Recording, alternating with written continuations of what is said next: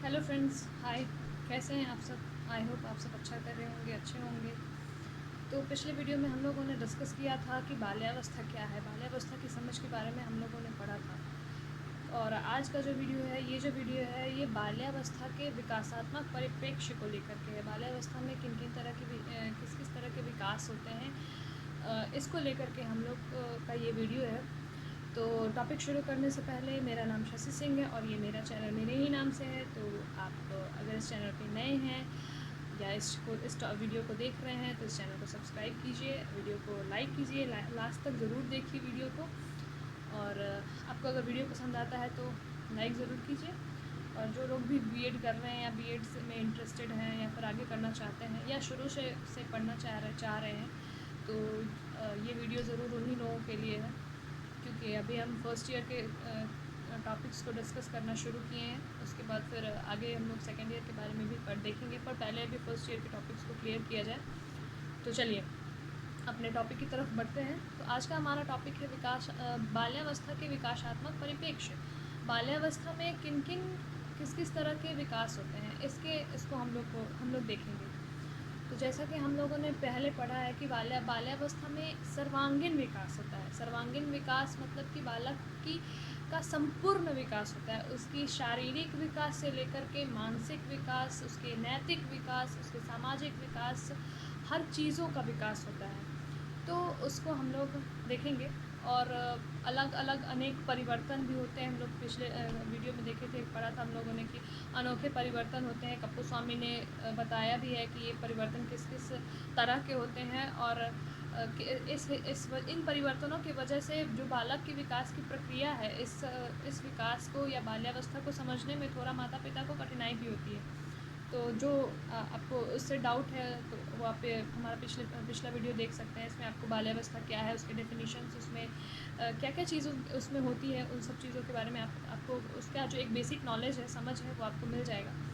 तो चलिए हमारा जो आज का टॉपिक है तो उसमें है कि बाल्यावस्था के विकासात्मक परिप्रेक्ष्य किन किन तरह के विकास होते हैं। तो सबसे पहला विकास जो बालक के अंदर बाल्यावस्था में हम लोग को देखने को मिलता है, वो फिज़िकल एंड मेंटल स्टेबिलिटी है। मतलब कि बालकों के शारीरिक व मानसिक स्थिरता है। मतलब बालक के अंदर जो शारीरिक स्थिरता, मानसिक स्थिरता आती है, वो बाल्यावस्था में एक विकास हम लोगों को देखने को मिलता है। ये स्थिरता, ये जो विकास है, वो 6 से 7 वर्ष के बीच में बालकों के अंदर हो जाती है। इसमें बालकों को की शारीरिक स्थिरता किस तरह की होती है, जैसे आप देखते होंगे कि 0 से जो 5 वर्ष के उम्र के बच्चे होते हैं, जो बच्चे अभी शैशवावस्था में होते हैं, वो या तो चलते चलते गिर जाते हैं। उनको उनके अपने हाथ को बैलेंस करना, पैर को बैलेंस करना, अपने अपने शरीर को अच्छे से बैलेंस करना उतना भी आया नहीं होता है। वो उतने अच्छे से बैलेंस नहीं कर पाते। कभी चलते चलते गिर जाते हैं, खेलते खेलते गिर जाएंगे। मतलब तो उनके अंदर ना वो स्थिरता नहीं होती है, ना वो मानसिक स्थिरता होती है। कभी अचानक से हंसने लगते हैं, अचानक से रोने लगते हैं, खुश हो जाते हैं, कभी किसी को देख के खुश हो जाते हैं, कभी उसी आदमी को देख के रोने लगते हैं। तो वो एक स्थिरता उनके अंदर नहीं होती है। तो ये स्थिरता 6 से 7 वर्ष के भीतर बच्चों के अंदर हमें देखने को मिलती है।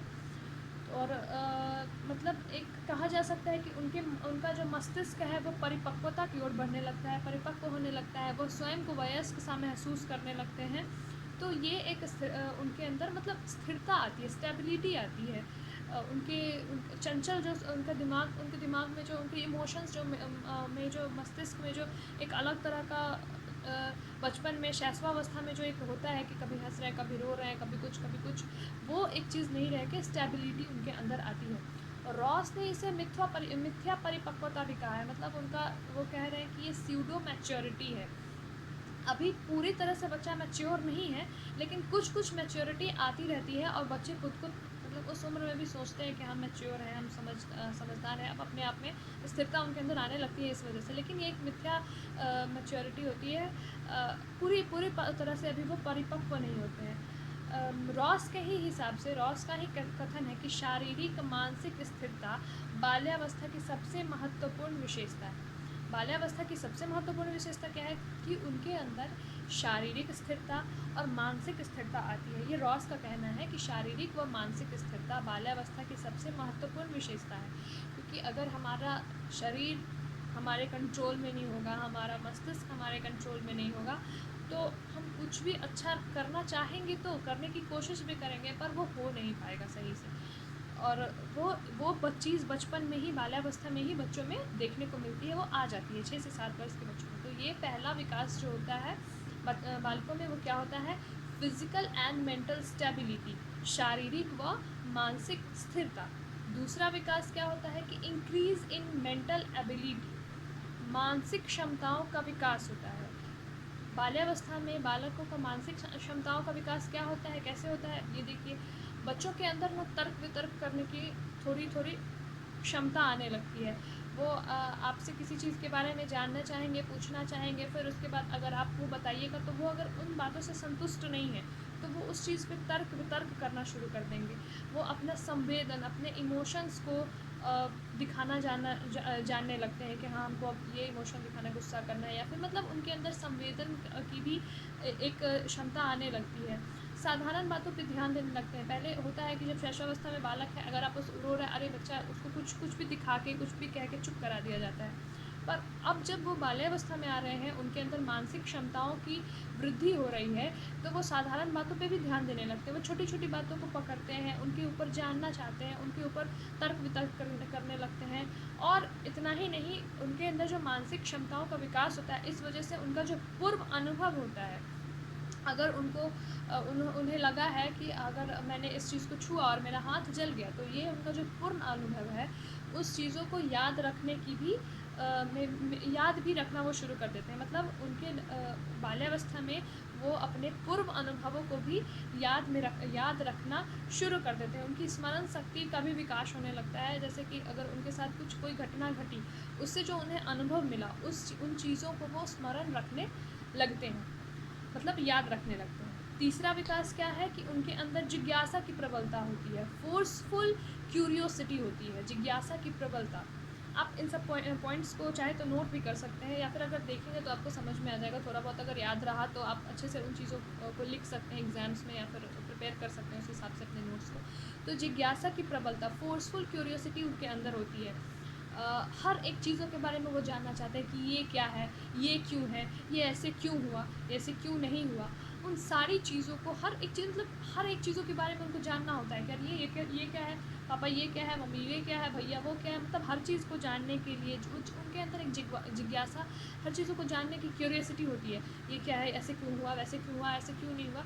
तो ये भी उनके विकास में एक उनकी एक प्रक्रिया ही है, एक विकास ही है, जो उनके अंदर फोर्सफुल क्यूरियोसिटी होती है, कि जिज्ञासा की प्रबलता होती है, हर चीज़ों को जानने की जिज्ञासा होती है, प्रबल जिज्ञासा होती है उनके अंदर। अब अगला फोर्थ पॉइंट क्या है कि वास्तविक जगत से संबंध, जो उनका रिलेशनशिप है, रिलेशनशिप विद रियल वर्ल्ड, वो वास्तविक जगत से संबंध स्थापित करना चाहते हैं। जब एक बच्चा पैदा होता है शैशवावस्था में, तो वो ज़्यादातर अपनी माँ की गोद में, अपने घर वालों की गोद में, अपने परिवार के सदस्यों की गोद में रहता है। तो उनको मतलब घर से बाहर, लोगों की गोद से बाहर, अपने एक छोटे से घर से बाहर जाने का मौका ही नहीं मिलता है।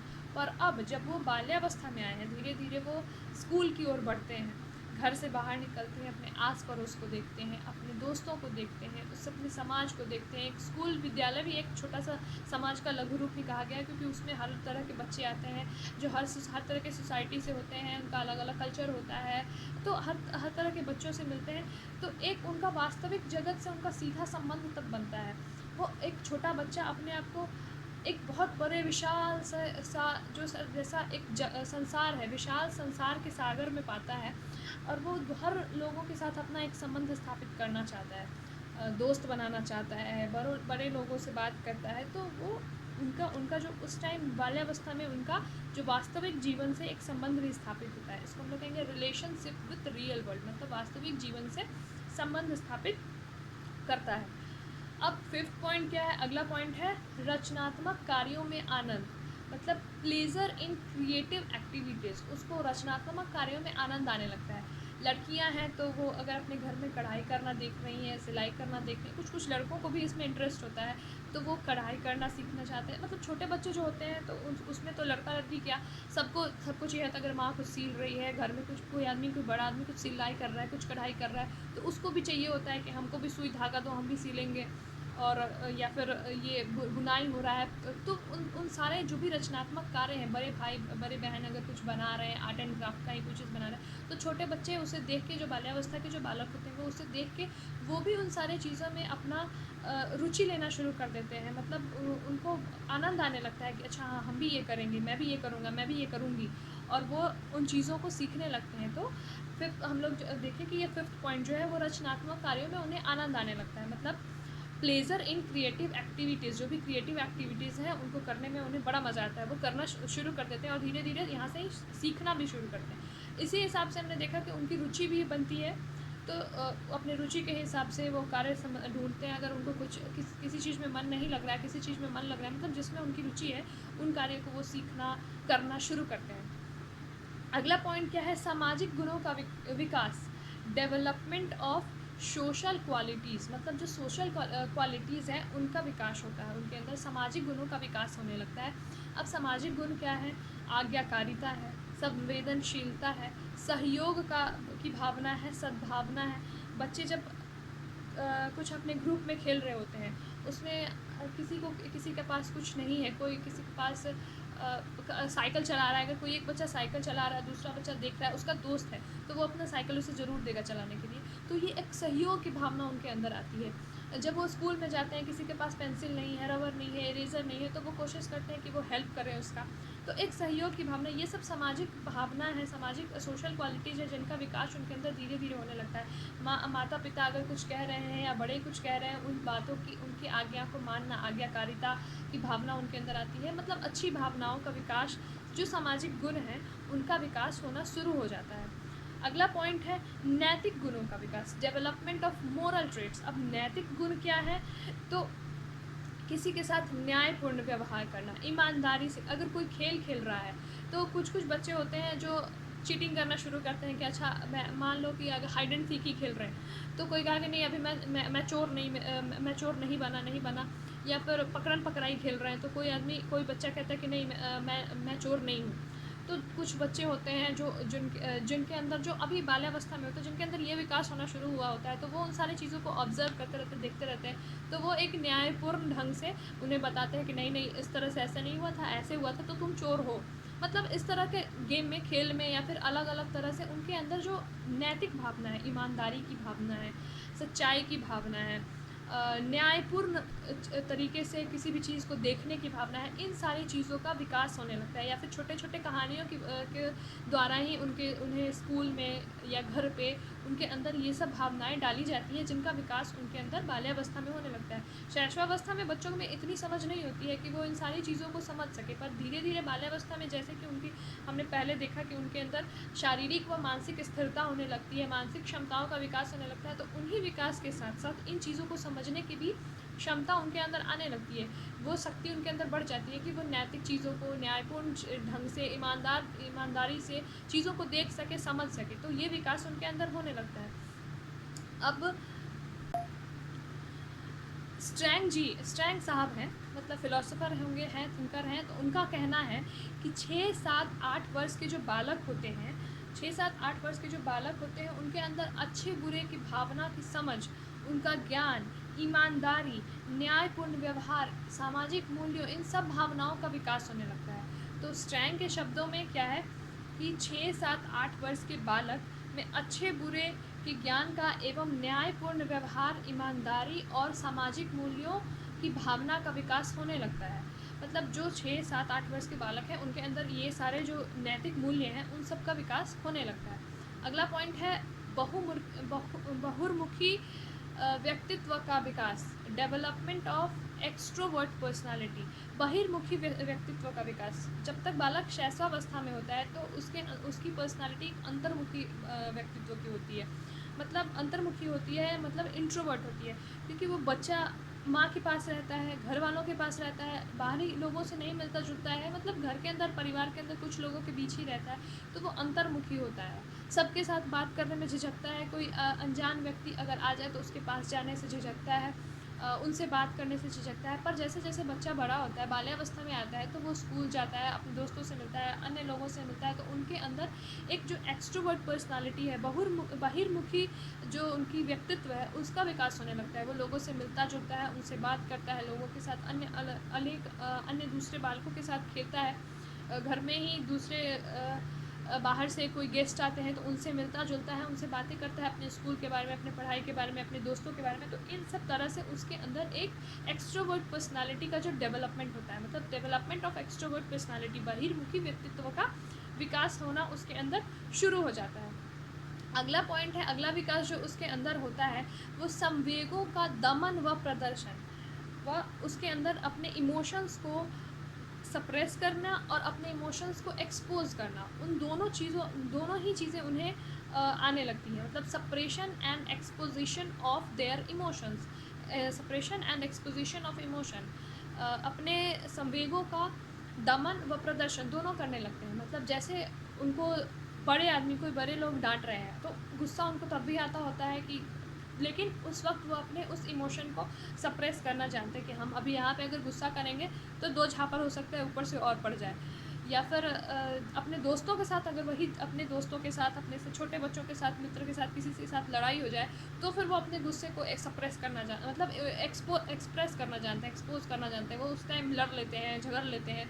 तो इस तरह से हम देखते हैं कि बाल्यावस्था में उनके अंदर अपने इमोशंस को कैसे सप्रेस करना है और अपने इमोशंस को कैसे एक्सप्रेस करना है, एक्सपोज करना है, इन दोनों गुणों का विकास भी उनके अंदर देखने को मिलता है। मतलब हम लोग कहेंगे कि इसमें संवेगों का दमन व प्रदर्शन, suppression and exposition of emotion, उनके अंदर ये विकास भी होने लगता है। अगला पॉइंट क्या है, संग्रह करने की प्रवृत्ति, टेंडेंसी ऑफ एक्विजिटिवनेस। मतलब उनके जो छोटे बालक होते हैं, बाल्यावस्था में हम लोग देखेंगे कि कुछ बालकों को कुछ कॉइन्स जमा करने, अगर सिक्का पेरेंट्स ने सिक्का दिया, किसी ने आके पैसा दिया, कोई सिक्का दिया, कुछ भी छोटे कम पैसों में खुश हो जाते हैं। ये नहीं कि उन्हें 500-1000 रुपये चाहिए होता है, 2-4-10 रुपये का सिक्का भी मिल जाता है तो वो खुश हो जाते हैं। तो वो संग्रह करते हैं, वो एक पिगी बैंक रखते हैं जिसमें वो कुछ पैसे जमा करना शुरू करते हैं।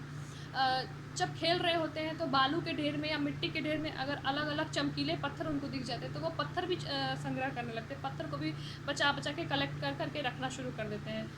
इवन यहाँ तक होता है कि अगर कोई दूसरा भाई बहन में से कोई उसको चुरा लिया, ले लिया, तो उसके लिए लड़ाई भी हो जाती है। तो उनके अंदर एक संग्रह करने की प्रवृत्ति होती है कि वो चीज़ों को संग्रह करना शुरू करते हैं, छोटे चीज़ों को, रंग बिरंग के खिलौनों को संग्रह करते हैं। लड़कियाँ हैं तो वो भी खिलौने को संग्रह करती हैं।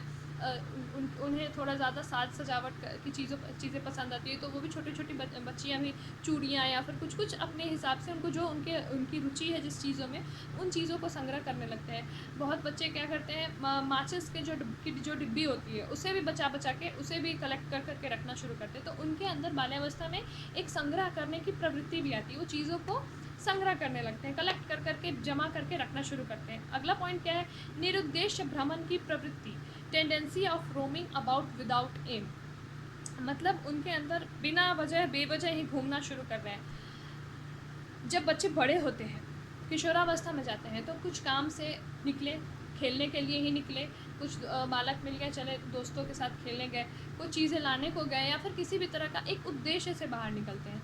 पर बाल्यावस्था में बालक बिना उद्देश्य के ही घूमने लगते हैं। अगर शाम हुई, अपना घर से बाहर निकले, कहीं घूमते टहलते इधर उधर कहीं भी निकल लिए, फिर घूम घाम के लड़ाई झगड़ा करके या खेल वेल के कहीं से आ रहे हैं। मतलब उनके अंदर निरुद्देश्य भ्रमण की एक प्रवृत्ति सी होती है उस वक्त बाल्यावस्था में।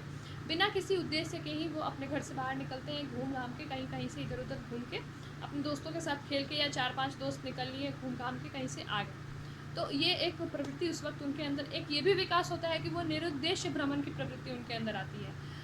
दूसरे उसके बाद नेक्स्ट पॉइंट जो है वो काम प्रवृत्ति की न्यूनता, मतलब लेसर सेक्स टेंडेंसी। अब शैशवावस्था में तो कुछ भी नहीं, किशोरावस्था में ज़्यादातर हम लोग को देखने को मिलेगा कि क्योंकि किशोरावस्था में बहुत तरह के अंदर फिज़िकल चेंजेस होते हैं, हार्मोनल चेंजेस होते हैं, तो उनके अंदर जो सेक्स टेंडेंसी है वो थोड़ी ज़्यादा होती है, क्योंकि उस वक्त उनके शरीर में अलग अलग नए परिवर्तन होते रहते हैं। वो परिवर्तन उनके शारीरिक परिवर्तन भी होते हैं और उनके अंदर जो हार्मोनल चेंजेस होते हैं उसकी वजह से भी होती है। बट लेकिन बाल्यावस्था में ये टेंडेंसी बहुत कम होती है। मतलब बहुत ज़्यादा बच्चों को सेक्स एजुकेशन भी नहीं होता है उस वक्त, और ये सब प्रवृत्ति कम होती है क्योंकि उस वक्त उस तरह का कुछ अंदर हार्मोनल या फिजिकल चेंज कुछ उस तरह का आता नहीं होता है। इस वजह से उनके अंदर काम प्रवृत्ति कम होती है, मतलब लेसर सेक्स टेंडेंसी होती है। अगला पॉइंट है सामूहिक प्रवृत्ति की भावना, मतलब इंटेंसिटी ऑफ ग्रिगेरियसनेस, मतलब सामूहिक प्रवृत्ति की भावना। बच्चे जो हैं वो एक समूह में रहना पसंद करना शुरू कर देते हैं। धीरे धीरे जब वो स्कूल जाना शुरू करते हैं, घर से बाहर निकलना शुरू करते हैं, तो आस पड़ोस में उनके कुछ दोस्त बनते हैं, स्कूल में उनके कुछ दोस्त बनते हैं, उनका एक अलग अलग ग्रुप होता है। हर क्लास में, हर सोसाइटी में आपको देखने को मिलेगा छोटे छोटे बच्चों का अलग अलग एक ग्रुप होता है। 10 बच्चों का अलग ग्रुप है, 4-5 बच्चों का अलग ग्रुप है। तो मतलब उनके अंदर एक सामूहिक प्रवृत्ति होने लगती है कि वो समूह में रहना चाहते हैं। धीरे धीरे फिर खेल कूद में भी समूह उनका एक बन जाता है, या कुछ अलग करना है, कुछ रचनात्मक कार्य करना है, तो उसके लिए भी उनका एक समूह होता है। कोई बालक कुछ जुटा रहा है, कोई बालक कुछ जुटा रहा है, कोई कुछ कलेक्ट कर रहा है, और उसके बाद वो कुछ नया करते हैं। तो इस तरह से उनके अंदर ना एक सामूहिक प्रवृत्ति की भावना भी उत्पन्न होती है, इंटेंसिटी ऑफ ग्रेगरियसनेस होती है, जिस वजह से वो समूह में रहना पसंद करते हैं, चाहे वो स्कूल हो, विद्यालय है उनका, या अपने आस पड़ोस के बालकों के साथ उनका अपना एक समूह हो, तो वो समूह में रहना पसंद करते हैं। अगला पॉइंट है सामूहिक खेलों में रुचि, इंटरेस्ट इन ग्रुप गेम्स। वो सामूहिक खेलों में रुचि लेने लगते हैं। जब शैशवावस्था में बालक होता है तो उसे एक कोई खिलौना दे दिया जाए तो वो अकेले ही खेलने में मस्त होता है। उसके खिलौने अगर दूसरे कोई बालक ले लेते हैं, दूसरे बच्चे कोई उसके खिलौने ले लेते हैं, तो लड़ाई झगड़ा हो जाती है, वो रोने लगता है, लड़ लेता है। मतलब उस वक्त उसको कहीं समूह में कोई गेम खेलने में उतना उसको उसमें कोई आनंद नहीं आता रहता है, उसमें कोई रुचि नहीं होती है, उसकी प्रवृत्ति वैसी नहीं होती है। पर जब बाल्यावस्था में बालक आते हैं तो उनकी प्रवृत्ति ऐसी हो जाती है कि वो चाहते हैं कि उनके जो गेम्स हों, उनके जो खेल हों, वो सामूहिक खेल हों। वो हाइड एंड सीक, मतलब छुपन छुपाई खेलना पसंद करते हैं, पकड़न पकड़ाई खेलना पसंद करते हैं, या फिर और भी अलग जितने भी, ऐसा कोई भी बालक नहीं है, मतलब 10 या 12 वर्ष तक का ऐसा कोई बालक नहीं होता होगा जो सामूहिक खेल नहीं खेलता होगा। हर तरह के सामूहिक खेल को वो खेलना पसंद करते हैं, वो क्रिकेट हो, फुटबॉल हो, मतलब जिस भी तरह का खेल हो वो सारे बच्चे अपने समूह में ही खेलते हैं। तो उनके अंदर उस वक्त बाल्यावस्था में क्या होता है, सामूहिक खेलों में रुचि होती है, इंटरेस्ट इन ग्रुप गेम्स, ये एक प्रवृत्ति उनके अंदर उस वक्त आती है बाल्यावस्था में। एक ये विकास, एक ये चेंज उनके अंदर देखने को मिलता है। अब एक और पॉइंट है जो अभी इस वीडियो का सबसे लास्ट पॉइंट है, उसमें है रुचियों में परिवर्तन। उनके इंटरेस्ट्स में चेंजेस होने लगते हैं, चेंज इन इंटरेस्ट्स। कभी उनको, अभी वो खेल रहे हैं, अभी थोड़ा देर खेलेंगे छुपन छुपाई, थोड़ी देर बाद खेलेंगे कुछ और, थोड़ी देर बाद खेलेंगे कुछ और। उनको किसी एक चीज़ में उनकी रुचि नहीं रहती है। जैसे हमने पिछले वीडियो में भी देखा कि उनके अंदर रुचि का उत्पन्न अलग अलग रुचियों के प्रतिरूप होने शुरू होते हैं, अलग अलग तरह में, अलग अलग चीज़ों में, अलग अलग खेलों में, अलग अलग कार्यों में उनका रुचि होना शुरू होता है। तो अभी कभी उनको मोटर गाड़ी इसके साथ खेलने में रुचि होने लगेगी, तो कभी वो गुड्डे गुड़ियों के खेल खेलने शुरू कर देंगे। कभी वो अपने ग्रुप में अपने दोस्तों के साथ दौड़ भाग वाले खेल खेलने शुरू कर देंगे। कभी कुछ पढ़ने बैठेंगे तो बस अभी हिंदी खोल के बैठे थे तो अभी हिंदी की बुक बंद कर देंगे, कभी इंग्लिश खोल के बैठ जाएंगे, अभी इंग्लिश की बुक बंद करेंगे, कभी साइंस को। मतलब वो अलग अलग, उनकी एक जो रुचि है वो स्टेबल नहीं होती, स्थिर रुचि नहीं होती है, कांस्टेंट नहीं रहती है, वो एकदम बदलती रहती है। अभी कुछ किसी चीज़ में रुचि है, अभी किसी चीज़ में रुचि है। तो अलग अलग रुचियाँ, उनकी रुचियों में परिवर्तन देखने को मिलता है, मतलब चेंज इन इंटरेस्ट देखने को मिलता है। तो ये सारे जो भी पॉइंट्स हैं, 10-15 पॉइंट्स हैं, ये सारे पॉइंट्स हम लोग ने देखा कि बाल्यावस्था में विकासात्मक परिप्रेक्ष्य क्या है, बाल्यावस्था में जो डेवलपमेंट होते हैं वो किन किन तरह के डेवलपमेंट होते हैं। तो कैसे हम लोगों ने देखा कि उनके अंदर जो शारीरिक डेवलपमेंट, मानसिक स्थिरता होती है, शारीरिक और मानसिक स्थिरता होती है, मानसिक क्षमताओं का विकास होता है, बहिर्मुखी व्यक्तित्व का विकास होता है, सामूहिक खेलों में उनकी रुचि बढ़ती है, सामूहिक ग्रुप में रहना पसंद करते हैं। उसके बाद उनके अंदर नैतिक विकास होता है, उनके अंदर सामाजिक मूल्यों का विकास होता है, उनका वास्तविक जीवन से वास्तविक जगत से संबंध बिठाते हैं वो। उसके बाद उनके मानसिक क्षमताओं में विकास होता है। इस तरह से हमने कुछ 10-15 पॉइंट्स को देखा है। तो आप इन सारे पॉइंट्स को देख लीजिए, पढ़ लीजिए, रिवाइज़ कर लीजिए एक बार फिर से। अगर आपको कुछ उसमें डाउट होता है, कुछ भी प्रॉब्लम है, तो आप कमेंट सेक्शन में हमसे पूछ सकते हैं। मैं उन सारे पॉइंट्स का, सारे डाउट्स को क्लियर करने के, आपके सारे क्वेश्चंस के आंसर देने की पूरी कोशिश करूँगी। और तो ये वीडियो अभी यहाँ ख़त्म होने वाला है, हमारा टॉपिक यहाँ ख़त्म होता है। अब हम नेक्स्ट वीडियो में बाल्यावस्था के आयाम के बारे में देखेंगे। बाल्यावस्था के 3-4 आयाम हम लोग देखेंगे, राजनीतिक, धार्मिक, सांस्कृतिक और सामाजिक। ये 4 आयाम हैं जिनके बारे में हम अपने नेक्स्ट वीडियो में पढ़ेंगे। तो तब तक के लिए नमस्कार, चलते हैं।